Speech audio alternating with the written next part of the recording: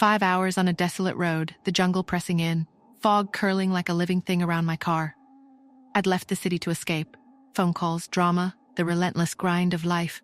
Blackwood Forest promised solitude, a place whispered about in hushed tones, a place where the world fell away. Just me and the trail ahead, I murmured, the hum of the engine my only companion. But the deeper I drove, the heavier the air felt, as if the forest itself was watching, waiting. A signboard pierced the mist, Blackwood Forest 12 miles. Relief flickered, but it died when I glanced in the rearview mirror. My face, God, it wasn't mine. My skin was grey, eyes sunken into black pits, mouth stretched into a grotesque leer. I slammed the brakes, tires screeching, my heart hammering. I stared again, and my normal reflection blinked back, pale and trembling. "What the hell was that?" I whispered, voice shaking. "I must be more tired than I thought." I gripped the wheel, forcing myself to breathe. "You're almost there, Elsa. Whatever you saw wasn't real." I pressed on, but the unease clung like damp rot. Another sign appeared. Gas, food, last stop. A break sounded necessary, a chance to shake off the creeping dread. "I'm just tired," I told myself, stepping out into the fog. "I'm not losing my mind." The gas station was a relic, pumps rusted, windows caked with grime. An old man sat outside, his eyes boring into me, unblinking. Inside, a girl sprawled on the floor, scrolling her phone, the air thick with dust and something sour. "Are you heading to Blackwood?" the old man asked, his voice like gravel scraping bone. "Yeah," I said, startled. "How did you know?" "That's the only reason anyone stops here," he said, his gaze never wavering. "Are you hiking alone?" "Is that a problem?" I shot back, defiance masking my nerves. The girl glanced up, her smile sharp. "Depends on what you consider a problem." He slid a yellowed newspaper clipping across the counter. "7 hikers go missing," the headline screamed, the grainy photo showing a dense, dark forest. "This was last month," he said. 3 more in spring. Forest's hungry this year." "Hungry?" I echoed, a chill slithering up my spine. "Don't mind old Pete," the girl said, rolling her eyes. "He's always trying to scare tourists. Just be back before sunset, and you'll be fine." My gut screamed to leave, to floor the gas and never look back. But I'd come too far. "Thanks for the warning," I said, forcing a smile. As I turned, the old man's voice followed, low and urgent. "Miss, if you see something that doesn't look right out there, just run." I laughed it off, clutching my GPS and portable charger like lifelines. "Years of hiking experience," I muttered. What could go wrong? The trails of Blackwood were a cathedral of green, the silence so deep it felt alive. My phone rang, shattering the stillness. "Hey, Mom," I said, grinning. "It's beautiful here. The forest is magical. How about you?" Silence. "Hello, Mom?" The signal cut out, the screen blank. I wandered, searching for bars, but the forest seemed to swallow the signal whole. The air grew heavier, the trees leaning closer, their branches like skeletal fingers brushing the sky. The afternoon started fine, but as hours passed, something shifted. The shadows stretched, long and unnatural, as if reaching for me. I felt eyes, unseen, unblinking, boring into my back. My phone flashed low battery, despite being fully charged that morning. "Come on," I pleaded, shaking it. "Stay alive, you little guy." The screen flickered, and for a split second the wallpaper wasn't mine. A distorted face, eyeless, stared back. I dropped the phone, gasping, and when I picked it up, my normal wallpaper had returned. Just a glitch, I told myself. But my hands shook. My GPS pinged, showing a shortcut across a stream. "I can cut through here," I said, excitement warring with dread. "Save 40 minutes. Awesome." The stream was a vision, its waters sparkling under dappled sunlight. "Holy Lord, this is beautiful," I breathed, gathering rocks and branches to build a path across. The water seemed to hum, a low, resonant sound that vibrated in my chest almost like a warning. A voice cut through the air. "I wouldn't do that if I were you." I spun, heart pounding. A young man stood there, a trekking backpack slung over his shoulder, his face pale but sharp. "What on earth are you doing here?" I demanded. "How did you get here?" he countered. His name was Dan, and his eyes held a fear I didn't want to name. "That's a story you won't believe," I said, forcing a laugh. "My phone almost died. My power bank died. Everything was fully charged when I left." "And how did you reach here? You've never been to Blackwood before." "Calm down, Dan," I said, holding up my GPS. "Ta-da! It showed me a shortcut, saved me 40 minutes. Can you believe it?" His face darkened. "That stream's not what you think. Local legend says it marks a boundary between worlds. Changing its flow is disrespectful. I rolled my eyes. You sound like the old man at the gas station.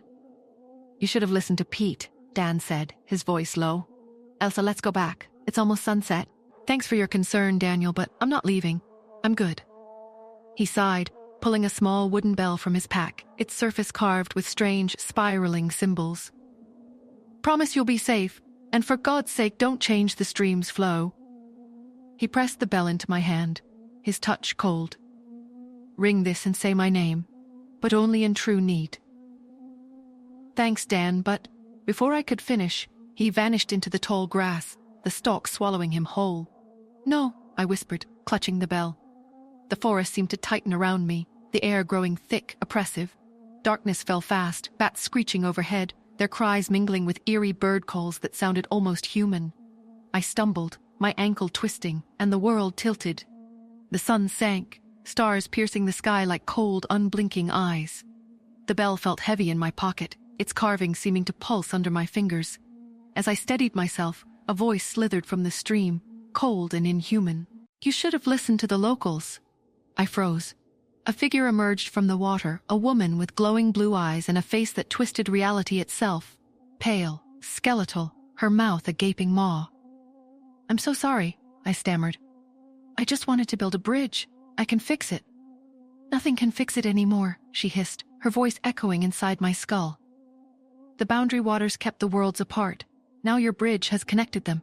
It's too late. They're coming through. The old ones. The forgotten ones. She dissolved into the water, a splash soaking my boots, the air rippling with her absence. I spun around and there was Dan, his face gaunt, eyes hollow. Daniel, where did you vanish? The forest plays tricks when you're afraid, he said, his voice barely above a whisper. I followed you. I'll take you back, but don't look back. We walked, the path lined with oversized flowers, their petals glowing with an unnatural light, their centers pulsing like heartbeats. That's not a real path, Dan warned. These flowers only grow when they're hunting. Run, Elsa. Just do what I say. Run. Don't listen to anything. Smoke curled around us, thick and acrid, and the flowers bloomed wider, revealing tendrils that writhed like fingers. Take out the bell, Elsa, and ring it, Dan shouted. I fumbled for it, ringing it frantically. The air shimmered, the flowers glowing brighter, their beauty masking something ravenous. A low growl echoed, not from the flowers but from the ground itself, as if the earth was waking. Go back to the bridge, Dan urged. Run. Fix what you broke. No, I said, tears stinging my eyes. I can't leave you. You're my friend. Just run, Elsa. Do what I say. The flowers surged, their petals closing around him like jaws. He screamed, a sound that cut through me, before vanishing into the glowing mass. I stumbled back alone, until the ghostly woman reappeared, her eyes burning brighter. Did you think ringing the bell would scare us? She sneered. Such a fool you are, Elsa. There is a way to undo what you've done, but it requires payment. What do you want? I asked, my voice trembling. Blood, freely given, a name freely spoken, a truth freely told. I drew my knife, my hand shaking. My name is Elsa Margolis, and I'm afraid to die out here alone. I sliced my palm, blood dripping onto the forest floor, each drop sizzling as it hit the earth. The ground trembled, a low moan rising from the depths. Your offering is accepted, the ghost said. Follow the path that appears. Do not leave it, no matter what you see or hear. Return the waters to their course before the moon reaches its highest point. Go now. They are very hungry after so long. A path glowed faintly, winding through the trees. I ran, the forest blurring, whispers clawing at my ears. My name, spoken in voices that weren't human. Shadows moved in my peripheral vision, tall and misshapen, their limbs too long, their faces absent. The bell grew hot in my pocket, burning my thigh. I reached the stream, tearing at the rocks and branches I'd placed, my hands bleeding, the water rushing back to its course. The air pulsed, the whispers growing louder, angrier.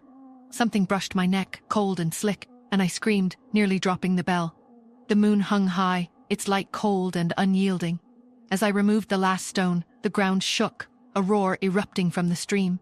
The water turned black, churning violently, and hands pale, clawed, reached from the depths, grasping at the air. I stumbled back, ringing the bell again, shouting, Daniel! The hands receded, but the forest didn't quiet. It felt alive, vengeful. Dawn broke as I staggered out of the woods, collapsing by my car. So everything was true, I whispered, my voice raw. The spooky forest, the ghost gas station, and every other thing.